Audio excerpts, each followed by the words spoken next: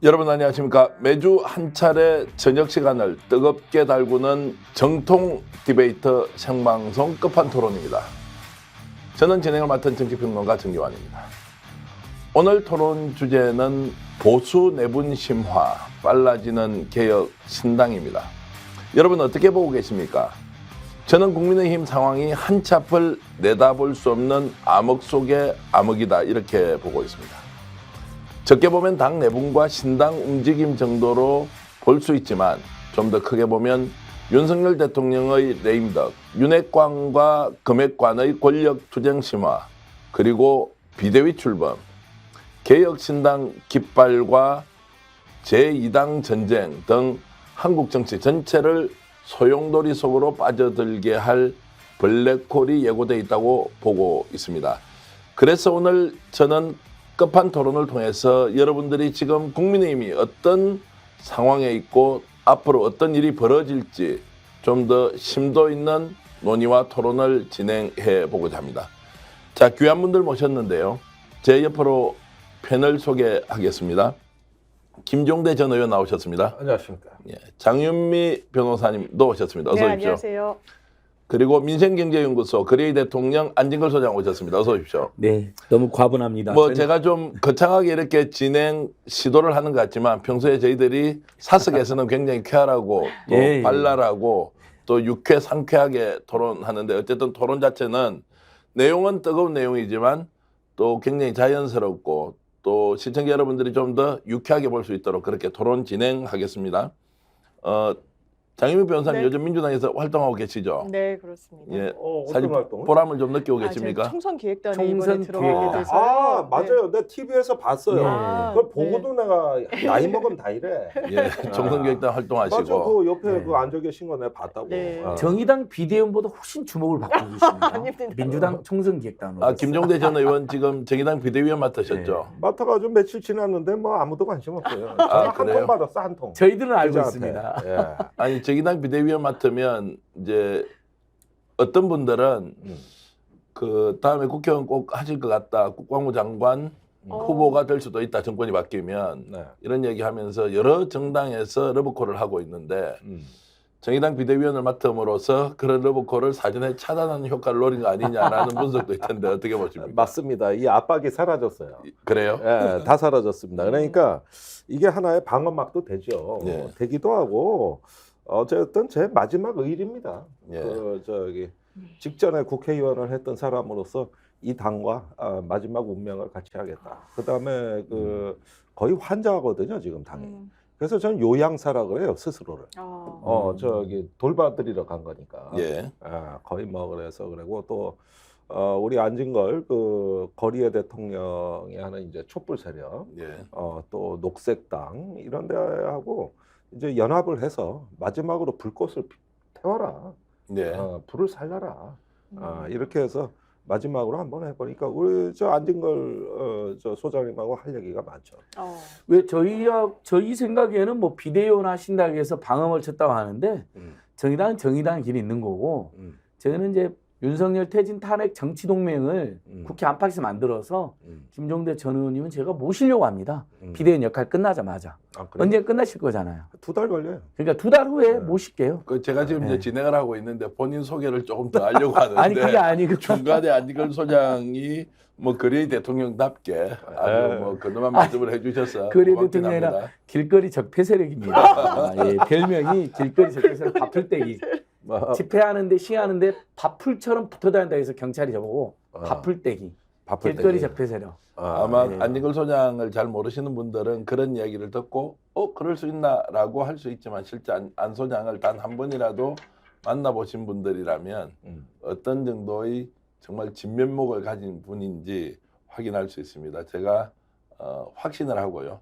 어쨌든 오늘 토론에서는 지금 빠르게 돌아가고 있는 국힘의 저 내분 사태가 과연 단순한 내분이냐 아니면 정치판 전체를 뒤흔드는 정말 소용돌이가 될 것인지 좀 따져보겠습니다. 지금 네. 실시간으로 저희들 방송 진행하고 있는데요. 지금 이 순간에도 1000분 정도 들어와서 아유, 예, 벌써 많은 분들이 들어오셨구나. 들어와서 아유, 의견을 감사합니다. 주고 예. 계시고요. 어서들 들어오십시오, 여러분. 예, 라이프 잉어형님, 성식님, 마음하나님, 여러분들이 이제 의견을 주고 계신데 실시간으로 여러분 의견 주시면 또 반영해서 알려드리고 또 질문 있으면 그대로 진행을 할 때마다 출연자들께 여쭤보고 또 여러분들께 답변을 드리도록 하겠습니다. 자, 네. 오늘은 이제 인요한 혁신위원장과 김기현 이제 당대표가 어찌된 영문인지 모르지만 긴급하게 만나서 당 내분 사태는 일단 봉합되는 걸로 보였는데요. 먼저 관련 자료 준비한 거 보시고 토론에 들어가겠습니다. 네.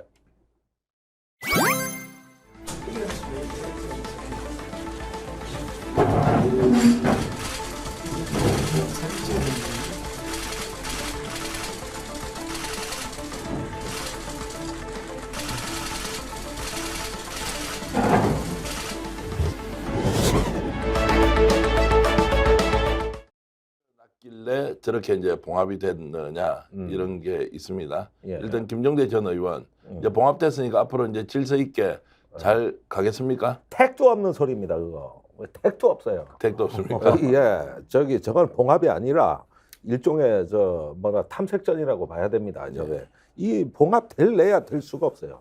그러니까 내가 이걸 개념적으로 설명을 해드릴게. 한비자에 보면은 그 군주는 어떤 사람을 권력의 기반으로 삼아야 하는가에 대해 두 종류의 인간을 말합니다. 첫 번째는 기득권 귀족 세력이요. 이거를 중인이라 그래. 또는 중신이라 그래요. 말하자면은 기득권이고 수구 세력이죠. 그런데 이런 어떤 그 귀족을 견제하기 위해서는 군주가 등용해야 될 사람은 법술지사라 그래요. 이건 뭐냐면 정치와 행정에 능한 선비를 일컫는 겁니다. 그런데 지금 이 정부가 지금까지 이렇게 흔들리는 건 뭐냐 하면은 소위 말하는 윤회관이라고 얘기하는 신종 신흥 계급의 귀족이 출연한 데서부터 모든 문제가 시작된 거예요. 그리고 여기에다가만 귀를 열다 보니까 국정이 운영이 안 되는 겁니다. 한때 윤 대통령은 공산 전체주의 세력이 매일 유튜브 방송하고 플랜카드 내걸어 가지고 내가 그것 때문에 지지율이 안 오른다고 믿었었어요. 그리고 철석같이 믿었는데 그 생각이 강서 보궐선거에서 깨져버렸습니다. 가만히 보니까 요놈들 말 듣다가 내가 이 모양이 꼴된 것 같아. 화살이 글로 옮겨간 거예요. 원래 의심은 있었는데 그 의심이 확신으로 바뀐 거예요. 그러다 보니까 이게 이제 한비자가 얘기하는 중인들이 이놈들이구나. 바로 이놈들이구나. 그래가지고 그 다음에 대기열이 있습니다. 이제 그 기관 세력이 그 다음 대기열에 있는데 요놈들도 중인이에요. 지금이라도 대통령이 국정을 갖다 정상화하고 본인이 이제 진짜 대통령 노릇을 하려면은 정치와 행정과 개혁에 능한 이 우리나라의 실력 있는 보수 엘리트를 등용해야 됩니다. 그런 어떤 사람들을 혁신위가 끌어들이고 그렇게 해가지고 진짜 일하는 정부를 만들어야 돼요. 그런데 이제 지들끼리 이걸 갖다가 그냥 시계불에 마냥 권력의 추가 왔다 갔다 하는 거지 그 자체는 변함이 없어요. 그 저기서 이제 인요한 그 위원장하고 김기현 대표가 만나기는 했는데 제가 보기에는 오늘 탐색전을 하면서 서로 신사협정을 추구하지 않았을까. 자, 탐색전과 신사협정이다. 이제 이면에 들려오는 이야기는 김기현 당대표가 불출마를 생각하고 있고 어느 정도 받아들였다는 얘기도 있고 인요한 위원장은 대통령을 일단 팔아서 내가 대통령의 복심을 얻고 있다라고 하면서 혁신이 조기 종료도 할 수 있다라고 했던 것에서 일단은 인요한 위원장이 판정성을 한 것 아니냐라는 이제 분석도 나오던데 자, 봉합 여부에 대해서 안진걸 소장 어떻게 보십니까? 전혀 봉합이 안 됐죠. 지금 어제 오늘 여의도에서 흉흉한 소문이 많이 도는데 대통령실이나 정치검찰들이 김기현 울산 땅이나 고래고기 옛날 비리 혐의 문제 유명했잖아요. 네. 그다음에 장제원은 지금 대놓고 반발했잖아요. 권력자라도 나는 할 말 다 한다. 우리 아버지 1등이라 그랬다. 어디를 내가 흠집을 가냐 이렇게. 근데 권성동은 사학비리 의혹.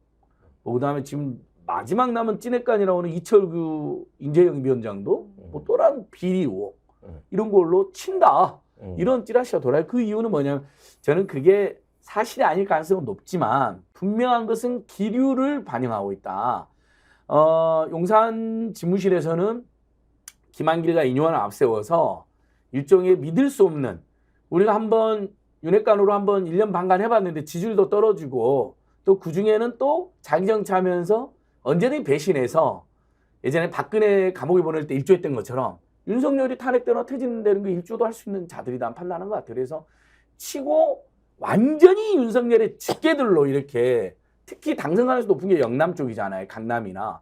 그런데 심으려고 인효환을 앞세운 거 아닌가. 왜냐하면 인효환은 지금 혁신의 핵심이 윤석열 대통령 부인데 한마디 못하고 우리 대통령을 사랑한다면 뭐 이런 구시대적인 말이나 남발하다가 몰아내는데 윤석열 이른바 윤핵관을 몰아내고 다시 정말 직계를 심는데 앞장서는 모양새거든요.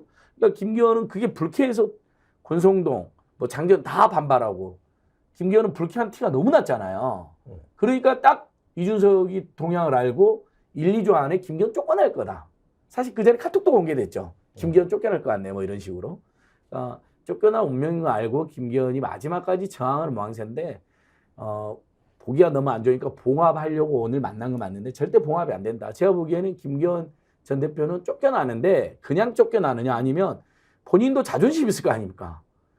이렇게 비참하게 쫓겨나는 거 가만 아닐 수도 있거든요. 뭘 폭로해버릴 수도 있고 반격을 가할 수도 있고 아니면 지금쯤 거래를 할 수도 있죠. 이제 이런 걸 제가 면밀히 봐야 된다고 봅니다. 자, 그래서인지 오늘 장유미 변호사 네. 중진 용퇴론 이야기 없었고요. 뭐 굉장히 민감했고 또 중요한 이슈였는데 그런 것도 없었고 또 혁신위를 조기에 종료한다 뭐 이런 얘기도 없이 네네. 어쨌든 좋은 게 좋다. 자, 손잡고 가자. 큰 이견 없었다. 이렇게 그렇죠. 하면서 언론의 퍼포먼스는 했지만 네, 이런 것 때문에 봉합이 된 것이 아니라 일단 잠복기에 들어간 것이지 본질적으로는 이 내분이 굉장히 큰 갈등으로 표출할 것이다라고 이제 의견을 많이 내고 있습니다. 네. 기자 출신으로서 어떻게 보십니까? 그러니까 만남을 위한 만남이었던 거예요. 그 만났다라는 사실을 언론에 알리기 위한 그 이상 이하도 될 수가 없을 겁니다. 지금 말씀 주신 것처럼 이건 누구 하나가 끝장이 나야 종결되는 싸움으로 구도적으로 가고 있다라는 생각이 듭니다. 이른바 윤핵관과 대통령. 지금 언론 보도에 익명으로 윤석열 대통령을 대변한다는 국민의힘의 의원들이 이렇게 이야기하고 있어요. 아니 이른바 윤핵관들 뭐 했냐. 당에서 대통령 지원을 제대로 하기로 했냐. 강서구청장 대패라는 건 윤핵관의 성적표다. 언론의 공공연히 이야기하고 있습니다. 아닙니다. 그거는 윤핵관의 성적표가 아니에요. 정확히 진단하셔야 됩니다. 윤석열 대통령의 성적표입니다. 거기에 대한 쇄신이 없으면요. 국민의힘은 총선에서 진짜 국민 선택받기 어려울 거예요. 그런데 그 진단을 못 내리고 있는 것 같아요. 누가? 대통령이. 그러니까 왜냐하면 나중에는 대통령한테 제대로 이 시뮬레이션하고 여론조사 돌리는 보고가 안 들어갔다는 정책과 안팎의 이야기들이 나오고 있죠. 왜? 너무 큰 격차로 좀 질 수 있다라고 했더니 경로했기 때문에 그 뒤로는 아예 뭐 여론조사를 돌리지 않았다는 이야기도 있는데 그렇다면 이 부분이 대통령의 의중은 이제 윤핵관을 대체할 검핵관, 용핵관의 등장을 본인은 원할 텐데 윤핵관 그대로 물러설까요? 그러지 않을 거거든요. 그 수싸움이 어떻게 벌어지는지 지금부터 시작이라는 생각이 듭니다. 자, 이제 윤핵관과 금핵관의 싸움은 조금 있다가 우리 김종대 전 의원께 제가 중국 고사를 통한 여러 사례들을 통해서 아주 우리가 적확하게 판단할 수 있으니까 질문을 좀 드리기로 하고요. 조금 전에 장유미 변호사 말씀하셨던데 좀 덧붙여서 질문을 드리면 결국 지난 강서구청장 보궐선거 이후에 국힘은 혁신이라는 이름으로 인요한을 영입했고 뭔가 활동을 했지만 사실 바뀐 게 아무것도 없다. 이 말은 내년 총선까지 아무런 변화 없이 이 상태대로 그냥 봉합이든 수면 아래로 내려보내는 것이든 이렇게 해서 갈 수밖에 없으면 결과는 폭망이다. 바뀐 게 아무것도 없다. 그러면 폭망 아니냐. 이제 이런 의견으로 이해를 해도 되겠습니까? 네, 그렇습니다. 사실 바뀌는 게 없다는 거에 이 주어는 윤석열 대통령인 겁니다. 뭐가 바뀌지 않느냐. 국정 운영의 방향 이런 것도 그렇지만요.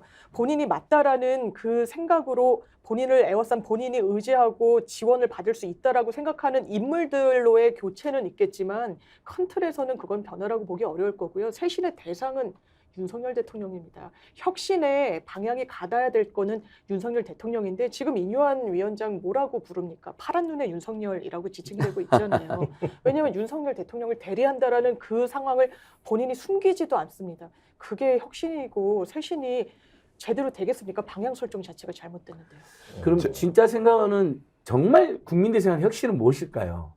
좀 정말 솔직하게 표현하면요. 비판적인 국민들은 대통령을 바꾸는 게 혁신이라고 생각했죠. 네. 그러나 대통령을 바꾼다는 건 뭐 혁명, 시민혁명 또는 탄핵 퇴진 같은 사람이 와야 되니까 그게 어려운 조건이라면 대통령이 바뀌는 게 혁신이죠. 그리고 V1인지 V2인지 헷갈리는 김건희 여사가 바뀌어야 됩니다. 이번에 잔보 조작 사건에서도 대법원에서 실형 선고 나오는데도 그 윤석열 김건희 부부는 아무 말 안 하고 있잖아. 온 국민이 그 사람들이 선거 전에 10원짜리 한 장 폐준 적 없다. 심지어 50억 피해를 봤다. 거짓말하는 거 다 기억하고 있는데 거기서 사람들이 열받는 거고 그걸 인정하고 사과하고 석고대죄하고 그러면서 국민의 정부로 국민을 위한 정부로 국민을 위한 정부로 거듭나라는 건데 이뇨한 위원장이 전혀 그런 건 한마디도 없이 오히려 윤석열 김건희 부부 찬양을 하고 다니거든요. 그리고 대통령이 거침없이 했다는 이야기 하는데 그건 당내에 대통령이 개입했다는 대통령의 불법행위와 폭력행위를 스스로 또 자백해버린 거 아닙니까? 이런 상황에서는 오히려 논란만 커지고 국민의힘은 폭망의 가능성이 매우 높다.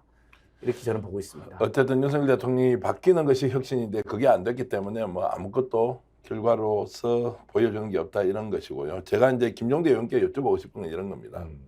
자, 우리가 1년 전 또는 최근까지도 윤석열 대통령과 윤핵관이라고 지칭되는 권성동, 장제원, 이철규가 싸움을 한다. 그것이 표출이 된다. 그리고 공개적으로 국민들 앞에 본인의 힘과시를 한다. 상상할 수 없던 일 아니에요. 그렇죠. 그럼 내부에서 권력 투쟁이 이런 방식으로 윤핵관 중심으로 대통령과 맞선다고 하는 이 상황은 설명을 어떻게 해야 됩니까? 설명이 되겠어요, 그게? 그러니까 그 또 한비자 얘기하면은 옛날에 진나라에 그 어떤 술을 잘 빚는 장인이 있었다. 그 주막집을 차렸는데 이상하게 손님이 없어요. 그래가지고 그 어떤 대학자를 찾아가서 도무지 이유를 모르겠습니다. 우리 집 술이 맛있기로 그 정평이 나 있는데 그러니까 되묻는다고 혹시 개를 키우냐? 그래서 예 개를 키웁니다. 그 개가 사나워서 그럴 거다.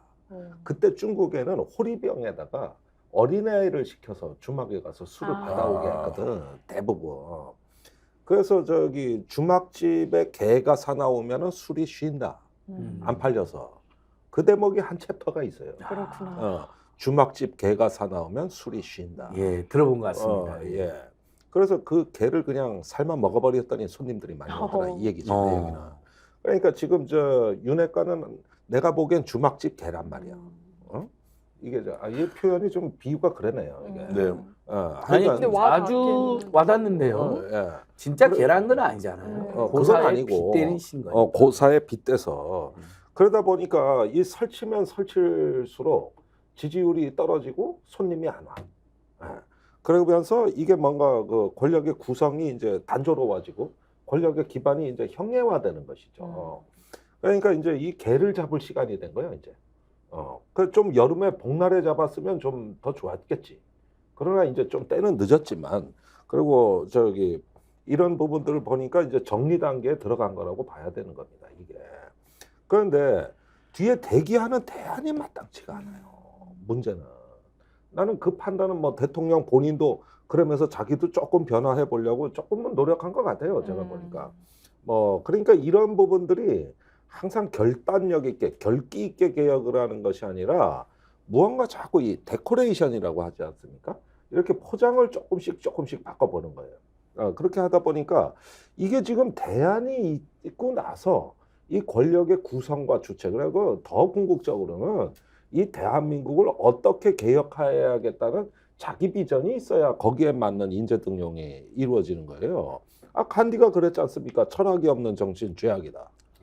그러니까 이게 뭔가 자기가 이 나라를 어떻게 책임지고 그 비전을 가지고 한번 이런 나라를 만들어 보겠다는 열정과 비전이 있고 나서 거기에 맞는 사람들이 모이도록 이렇게 구성을 해나가야 되는데 이 구성력의 문제가 되는 것이죠.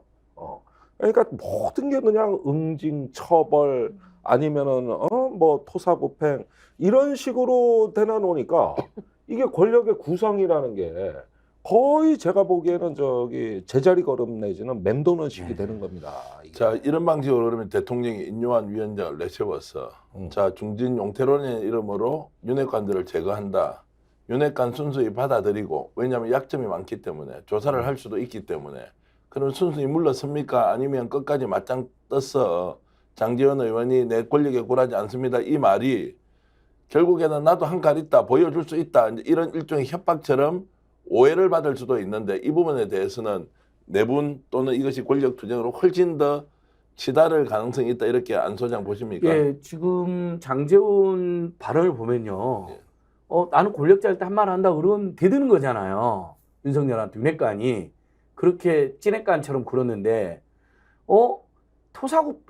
이준석을 토사구팽하고 나경원, 안철수를 짓밟고 유승민을 내쫓는 것까지는 이해관계가 일치했죠. 윤석열하고 김건희랑 그 윤핵관들이. 근데 이게 민심이 계속 흉흉해지고 여기저기 탄핵 이야기도 나오고 이대로 하면 총선에 참패하고 그럼 윤석열 잘못하면 탄핵될 수도 있으니까 이거 안 되겠다. 또 그래서 자기 잘못을 인정하지 않고 윤핵관들 책임으로 몰아가는 거잖아요. 김기현이나 권성동이나 장제원이나 이철규나 억울하지 않겠습니까? 근데 권성동이 장제원이 거기에 대해서 대드는 것과 동시에 대들면 정치검찰이 있는데 왜 저렇게 대들지? 당연히 나오잖아요. 그래서 지금 분석 나오는 게 내쫓길 이게 놓였지만 이들이 우리도 반격의 무기가 있다라고 지금 사실상 협박을 하는 거다. 그동안 윤석열, 김건희와 이분들이 딱 붙어 다녔잖아요. 여러 이야기 녹음해놓지 않았겠습니까? 또 증언이나 목격이 많지 않겠습니까? 아주 불법적이고 부적절한, 특히 당무에 노골적으로 개입했잖아요. 이준석 내쫓고 이건 수사하면 나중에 대통령 탄핵되거나 또는 임기 후에 엄벌받을 수 있는 사안이거든요. 박근혜도 이거 구속된 사안이기 때문에. 그러니까 자기들 또 무기를 있다 이렇게 저는 대든 거로 봅니다. 그래서 이게 앞으로 쉽게 끝날 싸움은 아닙니다. 아니 그런데 이게 적대적으로 싸움을 하기에는 조금 너무 피해가 커요. 피차가 나요. 그렇죠. 예. 그리고 우리나라에서 대통령 권력은 가장 많은 자원을 갖고 있는 권력입니다. 그러니까 사실은 이런 부분에서 일정 정도 타협 내지는 절충선도 가능합니다. 그것은 어떤 갖고 있는 권력이 너무나 크기 때문에 자원을 어떻게 이제 배분해 주느냐 문제인데 서울만 못 오겠다니까 그것만 그러면 받아들여지고 어디 저기 정무직이나 어떤 거 이런 데로 빼준다든가 짭짤한데 이런 건데 이럴 수 있는 어떤 가용 수단들이 굉장히 많거든요. 그렇죠. 그리고 반만 갈아치운다든가 윤핵관 내부를 이렇게 또 어떤 분할한다든가 뭐 이런 정도 대통령은 충분히 나는 그 수단을 갖고 있다고 김종대 전 의원께서 굉장히 그 통합적 관점에서 정치평론을 해주신 걸로 생각하고 저는 한편으로는 이렇게 권력 투쟁이 훨씬 더 심화되면서 감당 못하는 상황이 올 수 있다라고 이제 생각을 하는데 자, 이 과정에서 장윤 변호사 김기현 당대표 어떤 이제 스탠스 취할 것 같습니까? 자, 윤석열 대통령 편에 서서 다선 중진들 아웃시키고 윤핵관 아웃시키고 여기에 본인이 뭔가 정치적 이익을 확보하면서 물러설 것이냐 아니면 본인도 끝까지 맞서서 싸울 것이냐 이걸 가지고 지금 갑론을박 여러 가지 의견이 나오던데 어떻게 보십니까? 이게 너무 강대강으로 치달으면 이거는 국민의힘에 정말 절망적인 결과가 나올 거라는 걸 본인들이 좀 알 겁니다. 중간에서 어떤 그게 미봉책에 불과하더라도 좀 타협점을 찾을 수밖에 없어 보이는 부분은 있어 보이는데요. 이를테면 장제원 의원이 나 권력자한테 할 말은 하면서 살았다 이렇게 이야기했을 때 이건 장성철 소장이 다른 방송에서 이제 한 거니까 전원 형식으로 인용을 드리자면 권력자 윤석열 대통령 이야기하는 걸로 당연히 해석이 되죠. 그런데 그렇게 얘기했다는 거예요. 나 문재인 추미애 뭐 박범계 얘기한 건데 뭐 이랬다는 겁니다. 약간 한 발 굽히는 느낌의 그런 부분들.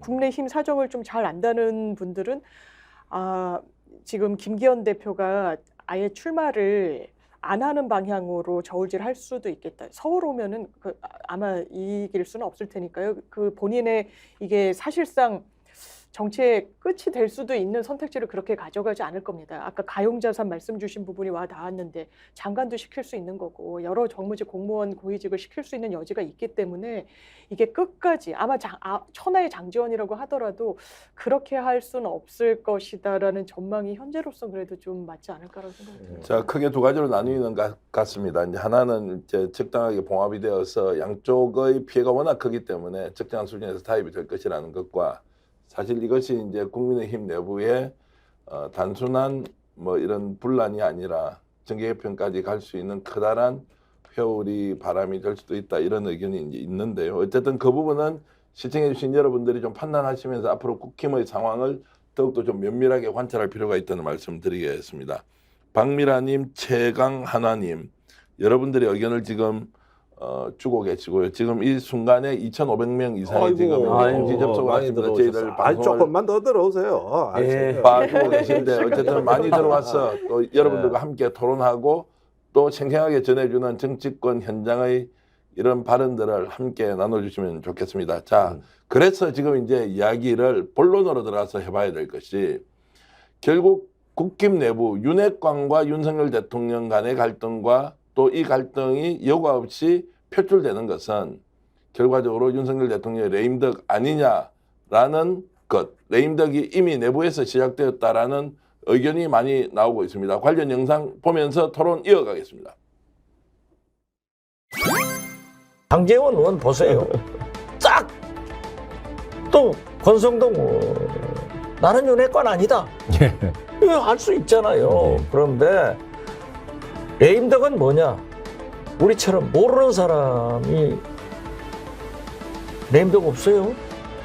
측근이 돌아서는 게 레임덕이에요. 그래서 나는 이미 윤핵관 측근들이 돌아서고 있는 걸 보면은 레임덕의 시작이다.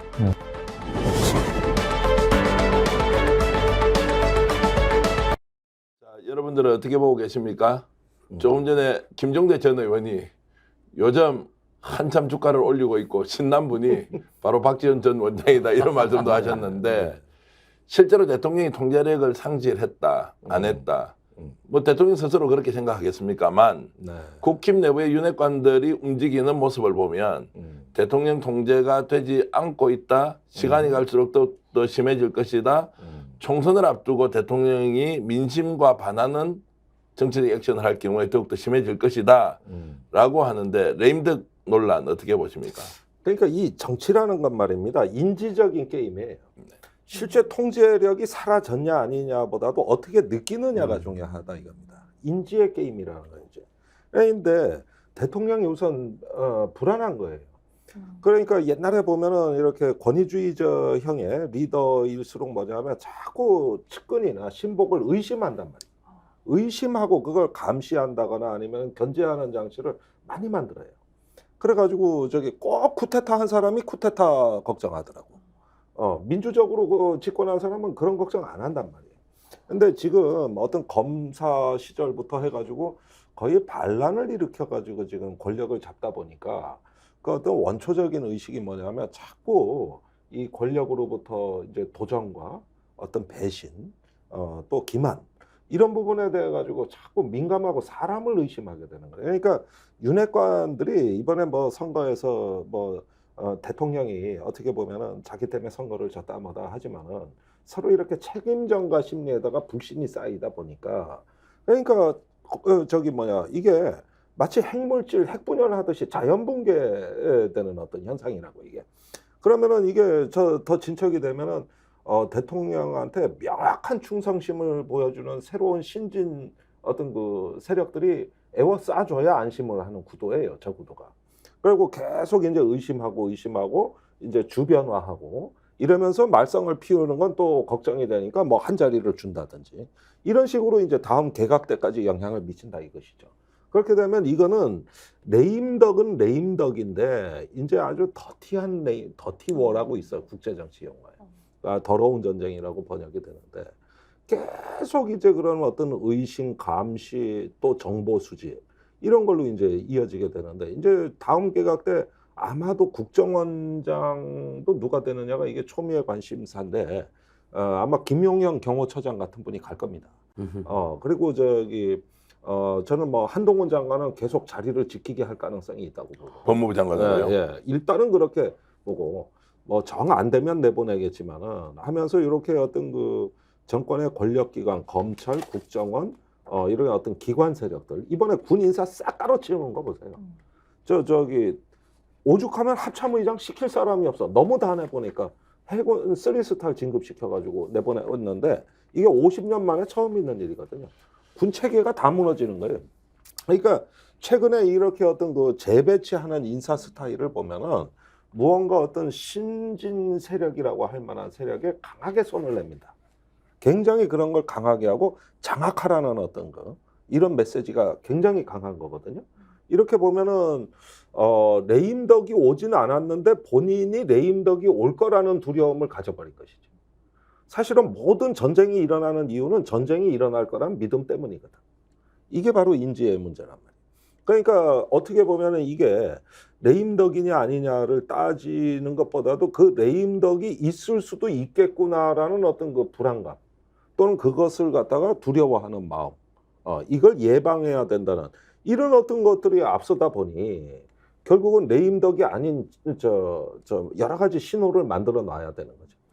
자, 그러면 장제원 의원을 비롯한 윤핵관들이 원조 윤핵관들입니다. 이 사람들이 반발을 하고 있는데 대통령은 새로운 세력을 당으로 보내서 이제 대표적으로 지금 대통령실에 있는 수석들이 총선 출마로 당으로 들어올 거 아닙니까? 그렇게 해서 제압을 할 수 있다고 볼 수도 있지만 거꾸로 지금 장제원, 권성동 뭐 이런 사람들이 더욱더 크게 반발해서 나 내 지역구 지킬 거야 뭐 이렇게 이제 가면서 버티고 있으면 이게 실제로 수습이 가능합니까? 대통령이 실제로 영을 세워서 이 사람들을 제압할 수 있다 이렇게 보십니까, 안 소장님?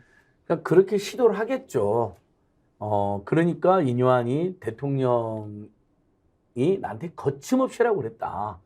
근데 그게 이준석 당무개입에 의한 새로운 당무개입이니까 나중에 처벌받을 수도 있고 구속될 수도 있으니까 부랴부랴 부인은 했지만 인유한이 서투니까 막 불법 기밀을 지금 누설하는 거예요.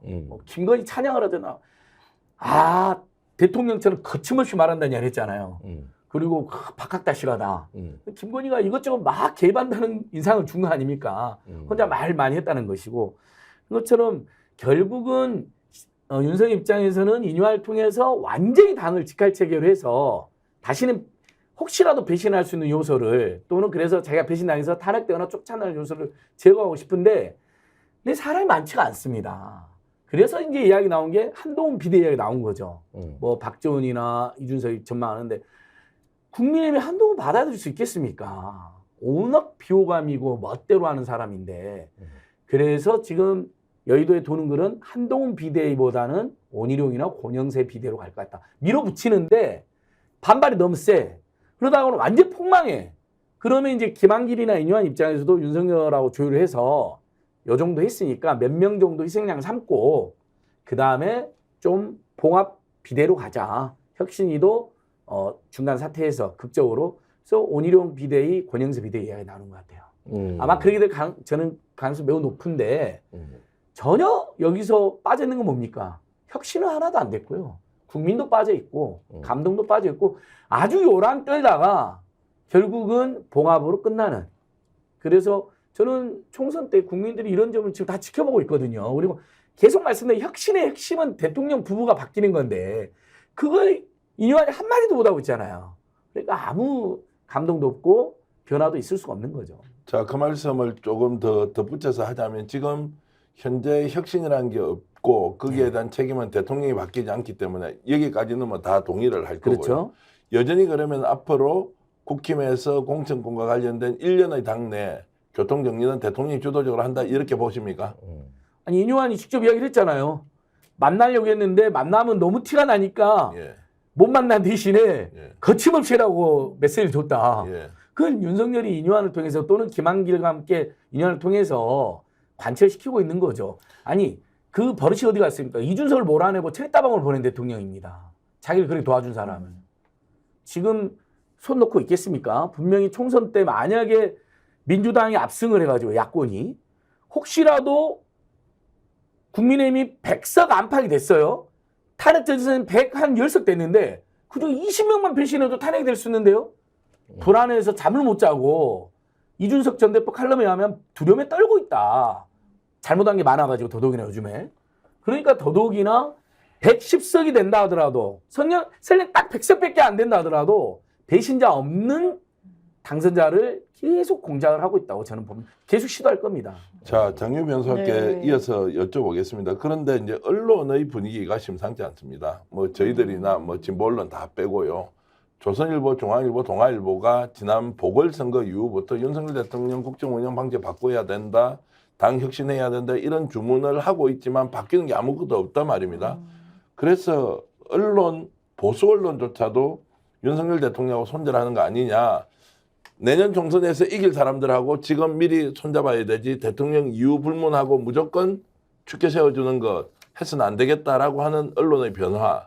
이것과 레임덕으로 연결시키는 것 좀 과도합니까? 아, 일단 예전에 박근혜 대통령 그 탄핵이 되게 된 단독 보도는 TV조선에서 대단히 선도적으로 했었습니다. 네. 그 최순실의 존재. 그렇죠. 조선일보도 그랬어요. 그래서 우리한테 학습이 된 기억이 있는 겁니다. 이른바 조중동이 대통령과 보수 대통령과 손절하는 순간 그 끝이 어떻게 되는 것인가. 근데 지금은 손절했다라고 보여지진 않고요. 본인들이 윤석열 대통령 아쉽네. 왜 이렇게 못하지? 왜 절로 가지? 하면 탁탁 쳐주는 느낌이에요. 이렇게 하면 안 돼. 너가 가야 될 길은 이거야. 뭐랄까요? 교육을 시킨달까요? 선생님으로서 우리 말을 들어야 당신이 살아남을 수 있다라는 신호를 주는 상황이라는 생각이 들고 저는 말씀을 들으면서 쭉 지금의 윤석열 대통령을 관통하는 키워드는 두려움이다. 이게 국민에 대한 두려움이면 참 좋을 텐데 지금 펼쳐지고 있는 정치적 상황에 대한 두려움이 분명히 있는 것 같아요. 그리고 그 두려움 때문에 합리적인 선택 그리고 장기적인 전략을 잘 못 짜는 것 같습니다. 이를테면 대구에서도 갤럽 조사를 보면은 비호감도가 더 높이 나오죠. 지지하지 않는다는 응답이 더 높으면 아주 즉자적으로 대응하는 방식이에요. 막 박근혜 전 대통령을 만나러 가고 구미에 뭐 박정희 전 대통령의 어떤 행사에 가고 뭐 이런 식인 겁니다. 그래서 본인이 내린 결론은 이거 내가 장악해야 되겠다. 왜냐하면 민주당보다도 국민의힘이 더 변해야 된다라고 막 녹취해서 엄청 강하게 이야기하고 그랬거든요. 그럼 본인 사람들로 나를 옹이할 수 있도록 지원군을 이번 총선을 계기로 만들어야 되겠다. 그러지 못하면 진짜 본인이 또 탄핵이란 단어를 입에 올리기도 했으니까요. 부지불식간에 나온 워딩이었던 걸로 보입니다. 그 부분은. 그런 두려움이 자리 잡고 있어서 총선에도 뭔가 그립감을 잡으려고 할 텐데 원하는 대로 될까요? 이른바 용핵관, 검핵관, 이 새 인물이라고 평가할까요? 이미 지지율 자체는 레임덕이고요. 지금 측근들이 등을 돌리는 상황이 레임덕을 가속화시킬 텐데 왜냐하면 문재인 전 대통령 마지막 임기 때 40%대 지지율 나왔는데 거기에도 못 미치고 있는 게 현실이지 않습니까? 그리고 박성민 컨설턴트도 이렇게 얘기하던데 측근들이 이렇게 등을 돌리고 지지율이 회복이 안 되면 누설이 된다라는 거야. 기밀이, 비위가, 내부에서 소통되던 아주 내밀한 정보들이 이거 감당할 수 있습니까? 이게 총선에서 어떻게 회자되고 유포되고 유통될지 그리고 측근조차도 등을 돌리는 이 국면에서 총선은 질서 있게 치를 수 있을까요? 두려움의 두려움은 계속 불어날 수밖에 없는 구조로 갈 수밖에 없어 보입니다. 네. 그 김종대 전 의원께 좀 여쭤보고 싶은 게요. 네. 대통령이 지금 현재는 윤핵관의 핵심인 장제원, 권성동 뭐 이렇게 좀 싸우고 있다라고 볼 수 있지만 제가 언론 보도를 보면 실제로 검사 출신들도 하나같이 검핵관으로 대통령의 진임을 받고 있는 게 아니라 임명되고 나서 아웃되거나 존재감 없이 물러서거나 이런 사람도 굉장히 많은 걸로 봐서는. 근데 조상준 국정원 기조실장이 그렇지 않습니까? 밀려났죠. 그래서 측근층의 측근이었죠. 직업군으로 이렇게 우리가 묶어놓으면 정치인들은 윤핵관이니까 아웃이고 검핵관들은 존중이 아니라 검핵관 중에서도 아닌 사람은 다 쳐내고 이런 걸 보면 인사 스타일, 리더십 스타일, 사람을 다루는 방식이 아주 독특하다. 자신의 마음에 들지 않으면 다 쳐내기 때문에 이런 정도의 스타일로 국정 운영을 해낼 것이며 또는 다음 총선에서 정말 그 하나로 일단 뭉쳐서 제대로 싸울 수 있느냐 이렇게 봤을 때 일사불란하면 전혀 없을 가능성이 높다. 이렇게 보면 레임덕이라는 것이 직종별로 구분할 것이 아니라 검사냐 정치인 이게 아니라 이미 인사 스타일에서 스스로 레임덕을 자초했다. 이렇게 보는 관점은 어떻게? 그러니까 그 부분이 바로 보수 언론이 매우 민감하게 반응하는 대목입니다. 지금 말씀하시는 게 그 대통령이 왜 저렇게 거칠고 자기 멋대로냐 이 부분인데 나는 중앙일보의 이상열 논설위원 그런 꼭 읽어요. 그러니까 여기가 가장 자유우파적 사고를 대변하는 것인데 이 사람들은 이 이상열 논설위원 같은 사람은 대통령으로부터 모욕을 당했다고 보는 거예요. 수치심이 느껴진다는 걸 이걸 표현하고 있어요. 예를 들면은 이런 겁니다. 이 자유우파 사상이라는 것은 일단은 시장의 원리를 잘 능수능란하게 조작하는 사람이에요. 그러니까 저기 은행이 돈 좀 번다고 그걸 갖다가 두들겨 패고 그다음에 저기 카카오톡이 뭐 나쁜 수수료 많이 받는다고 막 두들겨 패는데 이게 전혀 시장의 논리가 아닌 거야. 예를 들면 우리가 휴대폰을 갖다가 저기 그 통신사들이 횡포를 부르니까 알뜰폰이란 걸 만들어서 경쟁시키지 않았냐. 그러니까 잡혀나갔다. 이렇게 시장의 어떤 그 정책 수단을 동원해서 그거를 관리를 해줘야지. 다짜고짜 휴대폰 가격 높다고 해서 두들겨 패버리면 어떡하자는 거냐. 이자율 높다고 패버리면 어떡하자는 거냐. 뭐 다 그런 건 시장에 능수능란한 경세가들이 나와서 하는 거다. 그렇게 해서 잡아가는 건데 저런 식으로 한다는 게 뭐냐면은 그런데 자기들이 누구보다 전문가라고 생각하는 사람들이 모욕감을 느꼈다. 그래서 이 보수 엘리트한테 모욕감을 주었고 그리고 또 위험하다. 이런 것들을 이제 지적하는 거거든요. 물론 요 얘기는 윤 대통령이 알아듣기가 조금 힘들어요. 미안하지만. 그러니까 결국은 이게 어떻게 보면은 윤석열 때에 와서 우리나라 보수의 세대 교체가 완전히 실패할 수도 있다고 보는 겁니다. 실력 있고 또 그다음에 유능한 정통 엘리트 보수의 맥이 끊길 수도 있겠다. 그래서 그걸 다시 이제 복원하자는 자기들의 어떤 주류 의식, 자기들의 어떤 메인스트림 의식이 있는데 그게 윤석열 대통령에 의해서 우리는 모욕당했다고 하는 느낌을 이제 요즘은 거리낌 없이 표현을 하는 것이죠. 그래서 이 저변을 읽어보면은 저는 보수의 어떤 그 최고의 엘리트 의식을 가진 사람들이 이제 윤 대통령한테 등을 돌리는 거고 더 이상 뭐랄까 검찰 뭐 또 군인 또 이렇게 해서 경찰에서 길들이듯이 인사를 하고 막 사람 심고 그냥 호불호가 갈리고 그러면서 시스템이 무너지는 이제 이런 부분에 대해서 굳이 야당이 나서지 않아도 보수 스스로가 위기감을 느낀 거죠. 그런데도 지금 용산이 여기에 반응을 못하고 있다는 게 이게 큰 중병이 걸린 거거든 지금. 이런 부분들을 읽으면서 아 이게 이렇게 언론이 얘기하는 뜻이 이거구나. 그러니까 소통이란 게 뭡니까? 수요와 공급이에요. 이런 국민들의 요구가 있으면 대통령이 응답해 주는 거거든. 이 디맨드와 서플라이 관계를 소통이라고 하는 건데 이렇게 요구를 내놓은 거예요. 요즘은 보수 진보가 똑같이 같은 의견을 내주고 있다고. 근데 여기에 서플라이를 안 해줘? 응답을 안 해주고 공급을 안 해줘? 이러면 이제 점점 매질이 세져가지고 이건 이제 완전히 회초리가 몽둥이로 바뀌는 거죠. 자, 그렇게 이제 분석을 해주셨습니다. 지금 이 시간에 지금 3,100분 이상이 지금 들어와서 예, 우리 방송을 봐주고 계십니다. 이 저녁에 아주 김채환 선생님께서는 실시간 방송 스픽스를 틀다 보니 종대 타임 응원하는 하고 부산 왔습니다. 온대 형님이 기분 좋아 세종대왕. 세종대왕 그림 보냅니다라고 하시면서 10,000원의 수부jet을 쏴주셨는데 감사합니다. 집에 가시는 길에 택시비로 드리도록 하고요. 그리고 최순옥님 그리고 이용희님 토모님은 장윤미 변호사님이 심어놓은 팬인 것 같습니다. 장윤미 변호사 인상도 좋고 네. 너무 순수하고 그리고 팬으로서 너무너무 자랑스럽다는 글 주셔서 네. 감사합니다. 아쉽지만 안지걸 소장님에 대한 글은 없지만 아니 뭐 저는 이제 너무 많이 워낙 나오니까. 많아서. 근데 예. 워낙 많고 안지걸 TV가요 이미 13만 명 13만 넘었죠. 4천 명입니다. 예, 그래서 15만 지금 20만 안지걸 공사하기 때문에 TV에서는 항상 제가 나오면 스펙스 TV를 오마주에서 이제 오마주. 그 동행 방송을 하는데 현재 470명이 보고 계시니까 예. 실제 지금은 4,000명 가까이 같이 보고 있는 그렇습니다. 거죠. 예. 안지걸 TV로 봐주신 분들 고맙고요. 스펙스 TV 방송이니까 스펙스 TV 구독 좋아요 반드시 눌러주시고요. 저는 바로 약간 제가 드리고 싶은 이야기를 하겠습니다. 실수 없다. 네.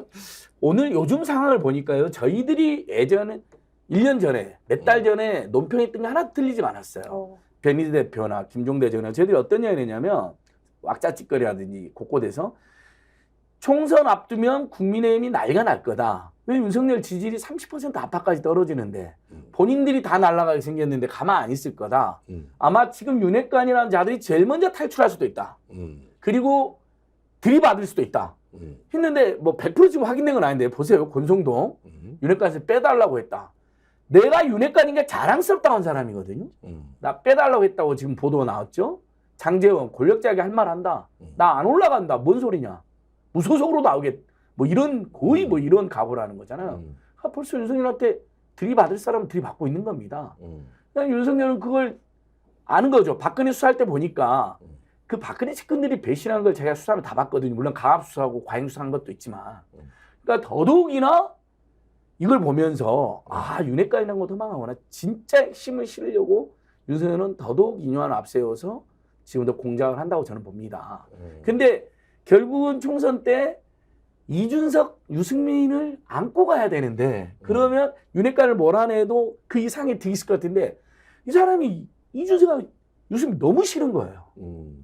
그래서 좀 이렇게 이준석을 안고 가야 된다는 의견이 있는데 지금 이준석이 점점 신당적으로 기울고 있잖아요. 물론 나중에 갑자기 이준석이 다시 선대위장 맡고 대구 지역구 출마를 보장받을 거라는 설도 있지만 그러니까 본인이 포용력은 없고 한번 짓밟은 사람 다시는 보기는 싫고 근데 지금 현재 윤핵관이라는 자들은 배신 때릴 것 같고 근데 이뇨한을 통해서 밀어붙이는데 아무것도 되는 게 없고 그래서 앞으로 자중질환이 저는 더 일어난다고 봅니다. 그리고 배신자 더 늘어날 건데 몇 가지 징표가 있습니다. 국정원 내에서 요즘 직원들 반발이 확산되고 있죠. 방심위 직원들도 지금 집단행동하고 있죠. 서울 양평 고속도로도 있잖아요. 의외로 처음에는 용역사가 막 자기들이 다 두 용역사 다 알아서 했다 그랬거든요. 최근 진술은 경동이라는 용역사가 우리한테 일방적으로 통보했다. 한 번 가고 바꿨다. 막 이런 진술이 막 나옵니다. 용역사들도 흔들리는 것 같아요. 국토부나 윤석열 우리 보호 못 해주는구나 하면서 막 폭로가 나온다니까. 일부 폭로가요. 앞으로 어떻게 될지 모릅니다. 자, 어쨌든 그런 아주 열띤 이제 발언을 하시는 동안에 안익을 소장 응원의 글이 없다고 하니까요. 슈퍼챗도 계속 그렇게 들어오고요. 또 누워서 김시환님께서는 젊었습니까? 아니 장윤미 안익을 같이 응원하는데 네. 종대 타임을 한 게 좀 못내 아쉬웠는지 또 슈퍼챗 이렇게 보내주셨는데 아이고. 감사하지만 더 안 보내셔도 되겠습니다. 그리고 박경희님도 슈퍼챗 주셨고요. 아이고. 보세요. 제가 저- 발언하는 순간 3,400이 지금 늘어나고 있잖아요. 그러니까요. 맞아요. JDID님, 김진님, 오드리 헵번님, JHP님, 메리나우님은 거의 뭐 아주 대단하게 하여튼 안진걸 소장을 응원하고 계시고요. 장명숙님, 도깨비님 모두 안진걸 소장님을 위해서 열심히 응원해 주시는데 제가 안진걸 소장의 인기가 이렇게 있는 건 알고 있지만 아까 농담처럼 했는데 갑자기 기다리지 않고 막 뛰어들어서 열렬하게 발언하시니까 팬들이 갑자기 들어와서 예. 안진걸 TV도 늘어나고 여기도 늘어납니다. 어쨌든 여러분들이 출연하시는 패널들을 이렇게 응원해 주시면 그 응원 하나하나가 큰 힘이 되어서 대한민국 정치를 좀 더 바로잡는 데 더욱더 열심히 기여할 수 있는 에너지가 되겠습니다. 춘목님 고맙습니다. 박구름님 고맙고요. 최기륜님, 이상임님. 이제 안 소장님 응원글 좀 덜 올려주시면 좋겠습니다. 막 올라오고 있습니다. 예. 아이고 올릴 때 확 그냥. 아니, 확 올릴까요? 그만 올리시고 주변에 빨리 더 들어와라 해서 4천, 5천 돌파하시죠. 예, 마음 하나님은 제가 좀 아쉬웠는지 이장님 응원합니다. 이거 이장. 나중에 예. 올라왔어요. 감사합니다. 어쨌든 여러분들 이렇게 적극적으로 참여해 주시고 정치는 정치대로 또 대한민국은 대한민국대로 좀 더 건강한 방향으로 바꿀 수 있도록 저희들이 최선을 다하겠다는 약속을 다시 한 번 더 드리면서요.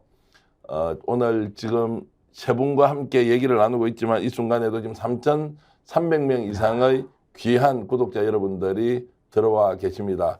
혹시 스픽스 구독 아직 안 하신 분이 있으면 본인이 좀 해주시고요. 또 하신 분이라도 주변에 좀 더 널리 알려서 스픽스가 지금 60만 명을 돌파하고 이제 61만 명으로 달려가고 있고요. 올 연말까지 어찌됐든 100만까지 한번 가보자. 100만의 국민정어리 때가 구독자가 되어서 대한민국의 언론을 바꾸고 대한민국도 바꿀 수 있다면 정말로 내가 뻗어주는 이런 격려의 한마디, 지원의 한마디, 또 구독의 요청이 저희들에게는 큰 힘이 된다는 말씀을 드리면서 자, 이장님까지 화이팅이라고 또 김시환님이 또 돈을 보내주셨는데 슈퍼챗 너무 많이 쏘지 마시고 김시환 꼰대 어르신 부산에 계신데 부산에서 어쨌든 더 좋은 정치가 되도록 현장에서 열심히 활동해 주시면 고맙겠습니다. 자, 드리 햇번님, 도깨비님, 100만 영차 이렇게 의견 주셨는데요. 자, 그래서 저희들이 꼭 다뤄야 될 주제가 하나 더 있습니다. 자, 윤석열 대통령이 레임덕에 빠질 수 있고 지금 현재 이 상태대로 국힘이 총선에 가면 폭망할 것이다라고 하는 것은 다수 의견으로 이미 존재하고 있습니다. 특히나 지난 강서구청장 보궐선거 이후에 바뀐 것이라고는 아무것도 없다. 오히려 대통령은 책임을 당으로 돌렸고 당은 그 사이에 내분이 훨씬 더 격화되었고 김기현 당대표를 몰아내겠다는 또 모종의 움직임이 있어서 분란은 훨씬 더 심화되고 있는 상황인데요. 자, 이렇게 갔을 때 과연 내년 총선 어떤 일이 벌어질지 여러분 궁금하지 않습니까? 과연 현재와 같은 민주당, 국민의힘 양당 구도로 총선을 치를 수 있겠느냐라는 것에 대해서 의문을 갖는 분이 많습니다. 관련 영상 잠깐 보고 토론 이어가겠습니다.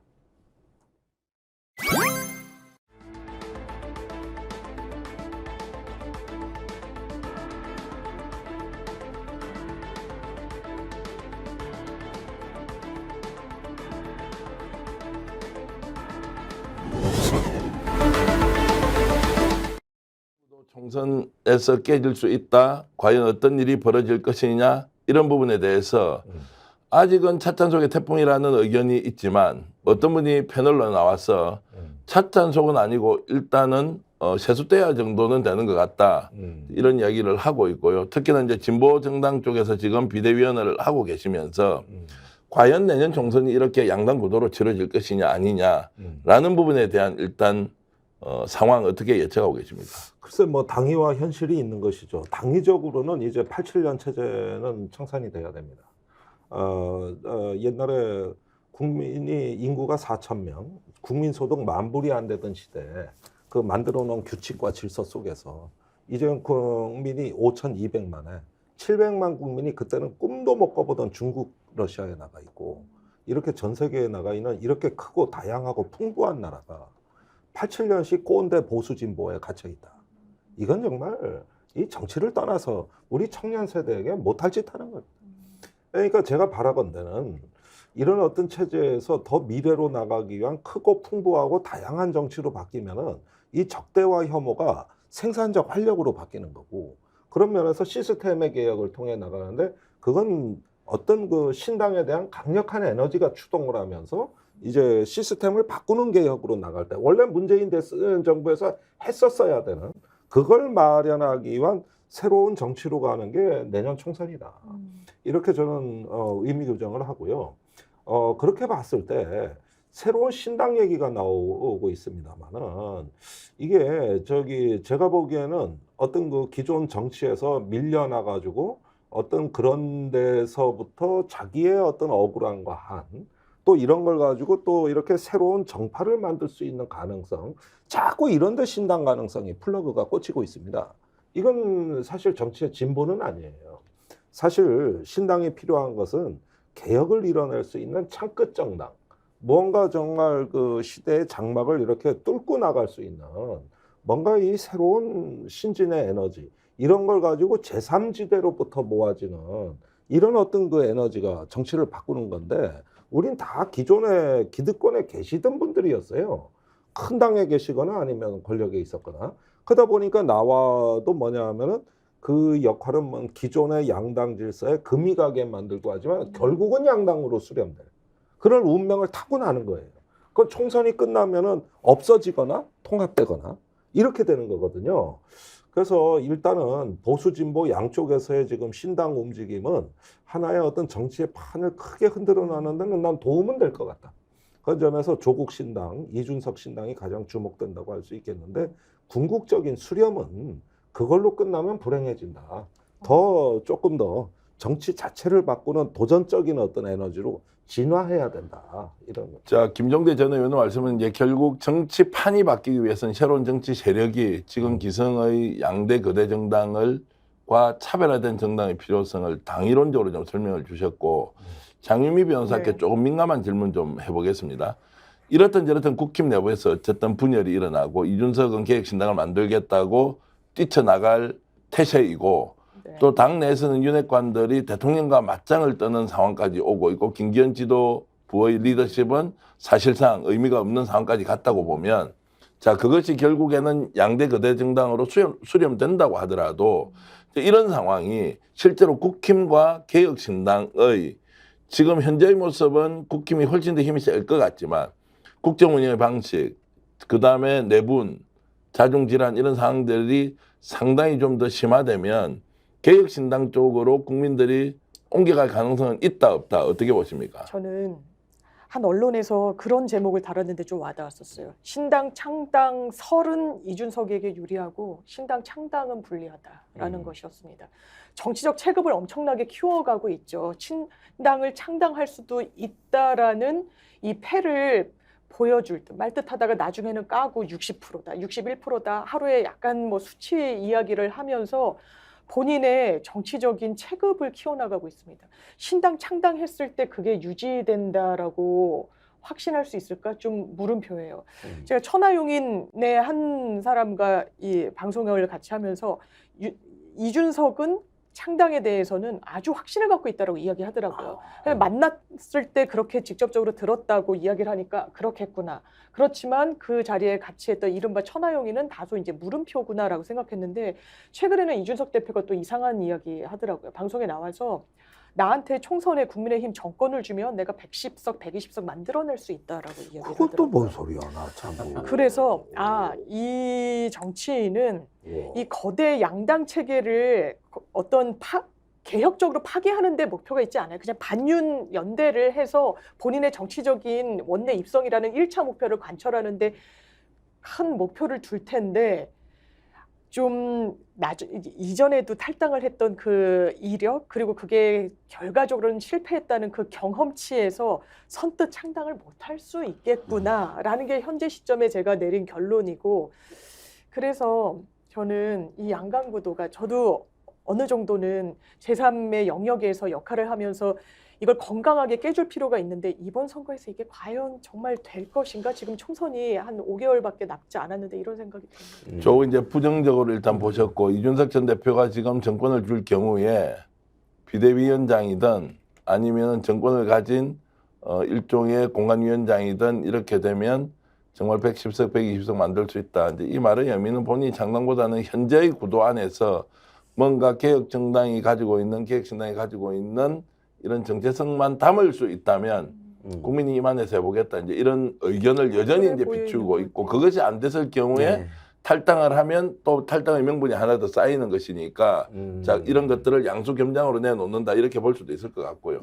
그러면 지금 한 분은 당위적으로 이제 신당이 필요하다는 쪽이고 장민미 변호사는 신당이 선언을 할 때까지는 의미가 있지만 실제 창당까지 갔을 경우에는 그렇게 파괴력이 있겠나라고 보는 거고 안진걸 소장은 냉정하게 당이론보다 현실적으로 윤석열 대통령과 반하는 반윤 정당 자 보수 쪽에서도 나오고 진보 쪽에서도 예를 들어 나온다 이러면 실제 파괴력이 없다고 보십니까?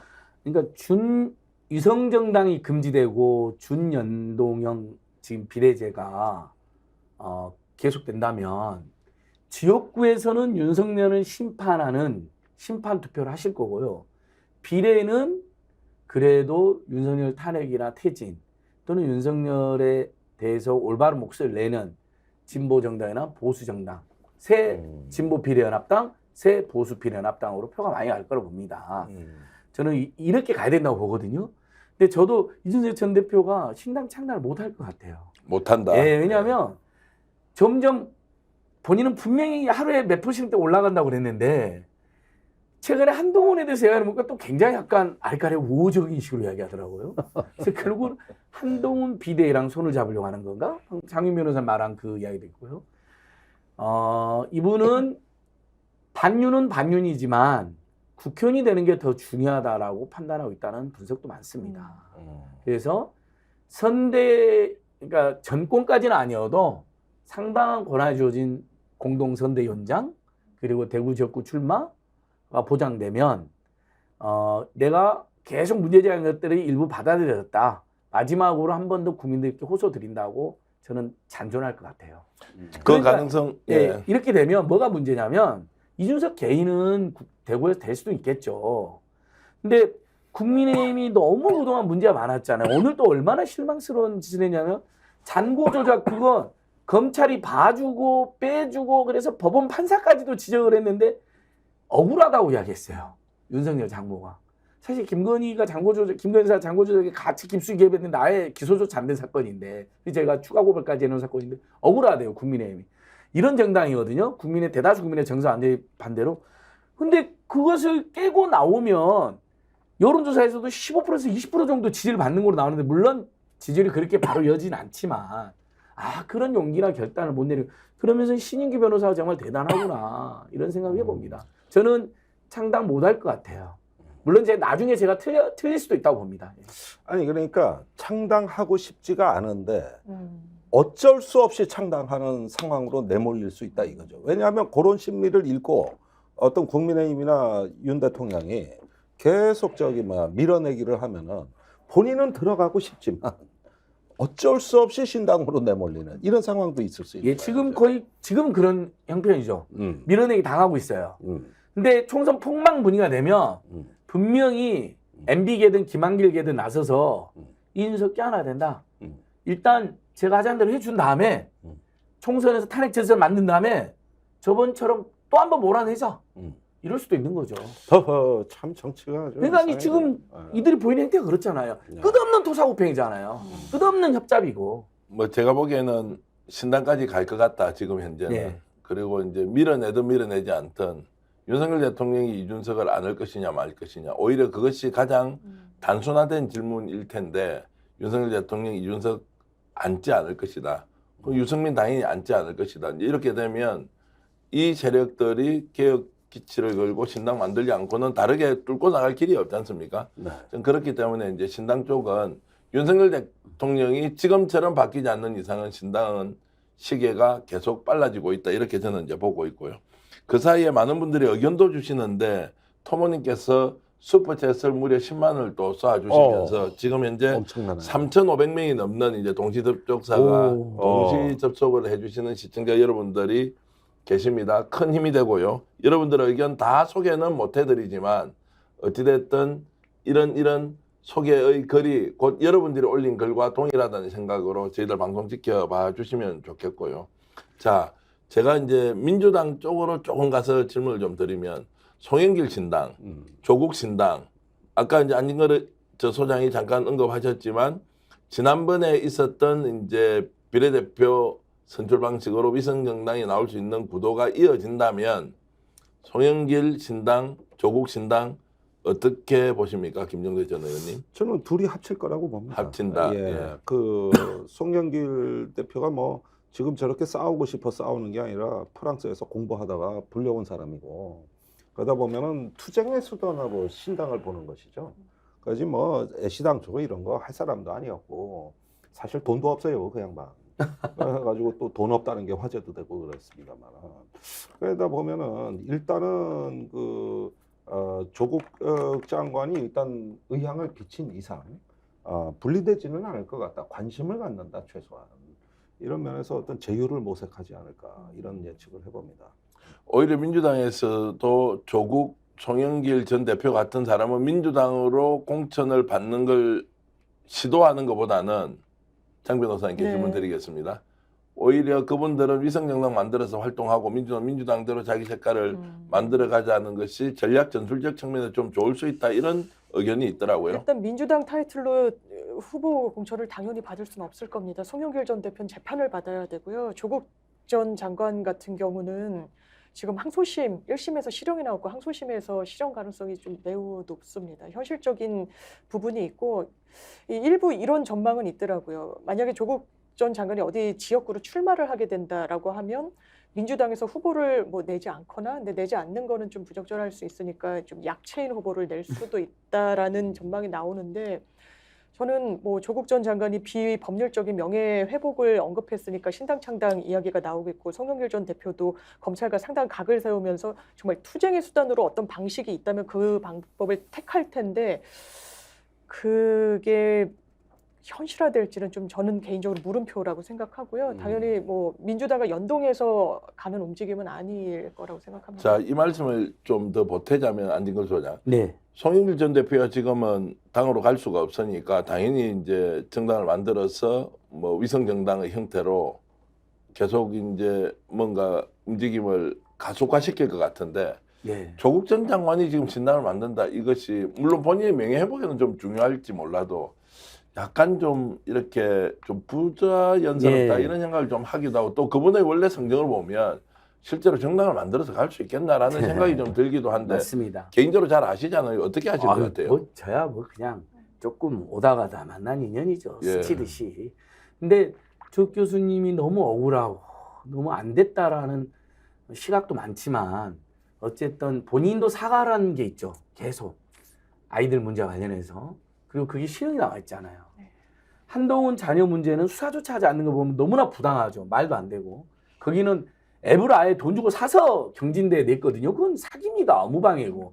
근데 한동훈 씨 막 큰 소리 치고 지는 아무 잘못 없는 것처럼 이야기하며 그리고 막 야당 대표한테 자범이라고 이야기하고 자동차세를 안 내려고 위장 전입을 한 사람입니다. 그 부부가 가난한 사람도 아니고 제가 서민들 그랬으면 이해해요. 그거야말로 자범 아닙니까? 진짜 그런 처음 봤어요. 저 사람들 대부분 국민들이 알게 되면 야 자동차세 그 자동차 관련 채권을 덜 내려고 위장 전입한 사례는 처음 본 거예요. 아이들 교육자 시키려고 위장 전입한 건 차라리 이해가 되는데 부잣집이 요 정도만 하고요. 제가 그 아니 사람 그 말씀 하시면 그 당사자가 누군지 모르니까 당사자 이름까지 이야기하면서 아니 그러니까 한동훈 장관 부부가 그렇게 했잖아요. 한동훈 예. 장관과 본인이 진원정 인정했어요. 변호사 예. 두 사람이 주민등록법 위반 인정했는데 네. 위장 그 교육 목적 위장 전입은 서민이나 중산층도 가끔 하잖아요. 그래서 이해를 하는 경우가 있다니까요.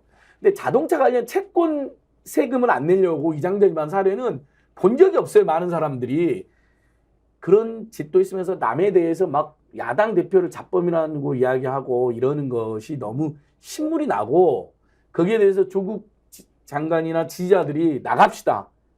소송은 당하지만 재판 당하지만 저런 자들에 맞서서 어떻게든 국회로 진출해서 명예회복을 해야 됩니다. 맞서 싸워야 됩니다 하는 거 이해가 돼요. 근데 상당히 많은 무리와 중도층들의 민심 위반이 있을 수 있어서 민주당은 굉장히 고민이 많을 거다.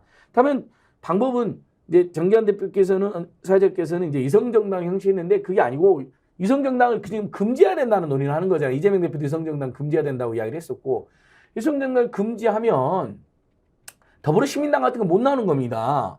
근데 송영길도 당적이 없고 조국도 당적이 없잖아요. 등등이 윤석열 탄핵 퇴진당을 만들 수가 있다니까. 위성정당이 아닌 민주당보다 더 투쟁하는 당, 민주당보다 더 진보적인 사회정책 두 가지로. 하나는 안혜욱 후보가 윤석열 탄핵으로 10%를 얻었잖아요. 전주에서 딱 2주 선거운동하고. 근데 안혜욱 후보도 훨씬 지명도 있고 신뢰감 있는 사람들 보면 20%는 얻을 수 있겠죠. 30% 얻을 수 있고요. 그 다음에 정책적으로도 민주당의 사회정책보다 좀 더 진보적인 송영길이든 조국이든 누구든 그러면 저는 위성정당이 아닌 조건에서 큰 반향이 있을 수 있다고 봅니다. 요즘 얘기 나오는 이제 석탄당이라고 이제 윤석열 대통령 탄핵당을 탄핵당, 예. 석탄당이라고 한다. 만약에 그런 것이 개인이 지금 처해 있는 정치적인 탄압을 일종의 좀 이렇게 푸는 방식이 아니라 더 크게 윤석열 대통령을 반대하는 반윤 세력이 모여서 정당을 만들자라고 했을 때 자, 정의당 비대위원으로 활동하고 계신데 그러면 여기에 정의당도 함께 몸을 담아서 반윤석열 탄핵당 이렇게 만들어 보자 이런 가능성은 아니 열려는 있습니다만 그 구호는 적절치는 않은 것 같습니다. 네. 예, 그러니까 지금 정의당 상황을 보면은 그 김준호 변호사가 비대위원장을 맡았는데 지금 비례 1, 2번을 다 정의당이 아닌 외부에 양보하겠다는 의사를 이미 했고 저도 찬성입니다. 그러니까 핵심 기득권, 가장 핵심 기득권을 과감하게 내려놓으면은 이거는 그 일부에서 반응이 있을 걸로 보여집니다. 그래서 아마도 녹색 정의당 이런 어떤 가치를 지향할 것 같고 그러다 보니까 기존의 어떤 그 윤석열 탄핵이라든가 뭐 양당 정치 이런 어떤 논리와는 좀 거리를 둘 것 같다. 물론 이건 뭐 친윤석열로 가자는 얘기는 절대 아닙니다. 그렇지만은 촛불 세력에 대해서도 마찬가지 대화를 해볼 수도 있는 거 아니냐. 그래서 우리가 아무리 지금 진보정당이 망해간다 하더라도 일단 3% 이상은 없거든요. 그리고 또 이렇게 뭉쳤다 그러면 아무리 그래도 완전히 죽이진 않아요, 우리나라 국민들이. 그래서 거기에서 있는 어떤 의석 가능성을 가장 당선 가능성 높은 거를 뭐 1, 2번을 양보하든지 아니면 13579를 양보하든지 뭐 이런 식의 어떤 적어도 이런 정도 선에서는 출발이 될 거다. 그렇다면은 나름대로 지금 신당 논의하는 거하고 약간 결이 다르죠. 우리는 정책 연합이 될 가능성이 높죠. 네. 아무래도 녹색 기후정의 또 뭐 불평등 이런 문제들이 추가될 가능성이 높겠죠. 네, 근데 이제 정의당의 구성이 그런데 나머지 이제 여러 원외 진보 정당들이 있거든요. 근데 기본소득당은 한석이 있지만 뭐 기본소득당, 그다음에 정의당을 탈당한 3인당, 그다음에 강성 의원을 보유하고 있는 진보당, 그다음에 또 민주당의 옛날 열린민주당과 민합당을 반대해서 새로 만든 열린민주당, 이분들은 정의당 플랫폼에 대해서는 부정적인 걸 제가 확인하고 왔고요. 정의당이 더 노력을 해야 될 것 같고, 저는 아마 진보 비례연합당도 2개가 나올 수 있다고 봅니다. 윤석열 퇴진 탄핵을 선명하게 내걸고 진보 중도 보수 연대 지금 활동했던 분들을 상당히 흡수하고, 어쨌든 송영길이든 조국이든 합류할 사람 다 해라. 그럴 수도 비례를 있죠. 달라. 정의당은 결이 다릅니다. 솔직히 녹색당이랑 조금 더 이렇게 더 규모가 클 수도 있지만 작을 수도 있고 하나 더 생기는, 국민들 입장에서는 본인이 선호하는 곳에 비례 투표를 주겠죠. 근데 그게 뭐 이제 나쁘지 않다고. 의석수가 늘어날 줄어들지는 이제 상황이 유동적이잖아요. 아무튼 위성 정당이 금지되면 그쪽 분들이 표를 비례연합당이 표를 상당히 받을 겁니다. 왜냐하면 우리 국민 입장에서는 지역구에서는 윤석열 심판으로 제1야당 민주당 힘을 실어주되, 더 시원하게 더 화끈하게 윤석열 퇴진 탄핵으로 나가는 그 비례연합 세력. 근데 보니까 사회정책도 매우 좋아. 교육, 주거, 의료, 통신 이자비 확 줄이는 정책도 내놔. 민주당보다도. 그럼 표를 안 줄 리가 없잖아요. 근데 다만 너무 결이 다른 여러 세력이 있어가지고 지금 제가 보니까 이 진보 비례연합당을 꿈꾸는 세력이 한 20개 안팎이 됩니다. 원외 그 야당까지 포함해서요. 그거 어떻게 다 연합을 합니까? 그러니까 연합이 안 돼요. 예. 그래서 크게 2덩어리 정도 나눠질 가능성이 있다. 이렇게 봅니다. 참 오늘 이제 이 말씀 들으니까 이게 앞으로 정치적 상황이 어떻게 될지 정말 한치 앞을 내다볼 수 없구나 생각이 들고요. 이쁜이님께서는 기본소득당 용해인 잘하더라 이런 말씀, 그리고 좀 불편하시겠지만 우리 박구름님께서는 정의당은 국진당으로 포함시켜야 되는 거 아니냐 뭐 이런 의견이 올라오고 있고요. 그리고 종대형님 민주당 가시면 안 됩니까 이런 의견을 주시는 분도 계십니다. 어찌됐든 여러분들의 의견은 다 소중하고요. 국민의 판단은 옳고 그것이 대한민국의 정치 현실을 그대로 반영하고 있는 것이다. 이런 말씀을 좀 드리겠습니다. 자, 오늘 토론 여러분 어떻게 보셨습니까? 제가 느낀 점 하나 말씀드리겠습니다. 민주당 얘기를 할 소재가 없었고 민주당 얘기와 관련해서는 할 말이 별로 없었습니다. 그만큼 제1야당이 지금 존재감이 없다는 것이고 당에서 과연 어떤 혁신의 과제를 내년 총선 준비를 하는지, 사실 국민들은 지금 윤석열 대통령과 국민의힘이 어떻게 하고 있는지를 쳐다보면서 찬반 투표를 준비하고 있는 것 아니냐라는 생각이 들었고, 오히려 신당 얘기는 민주당이 아닌 다른 곳에서 자연스럽게 나와서 앞으로 한국 정치를 어떻게 바꿔가야 할 것인지, 어떤 세력이 주도권을 행사할 것인지 고민하고 있는 모습에서 민주당은 정말 해야 할 일이 많음에도 불구하고 우리에게 이야기의 소재를 주지 못한다, 이런 생각을 저는 했습니다. 장시간 토론에 이렇게 임해주신 김정대 전 의원님, 지금 이제 끝내시는 거예요? 장님이 전 변호사님, 안지걸 소장님 너무나 감사하고요. 그리고 감사한 마음 담아서 3,400분, 500분의 동시 접속 구독자 여러분께 진심으로 감사의 말씀을 드리고요. 마지막 광고 말씀 하나 드리겠습니다.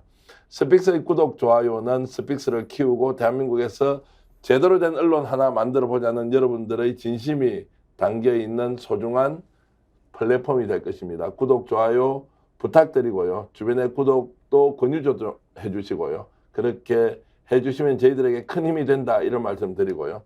또 오늘 저희들이 제 앞에 놓여있는 이 상품들이 보이지는 않는데요. 스픽스몰에 들어가시면 저희들 술편한 광화문 살롱 쿠키, 그리고 오늘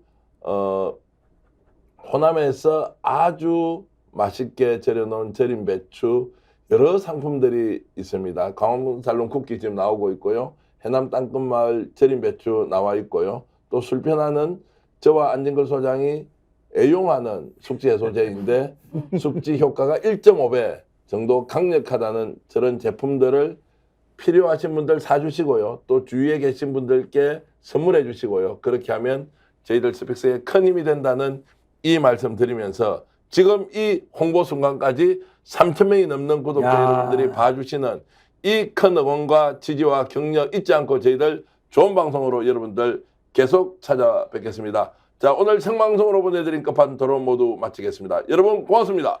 감사합니다.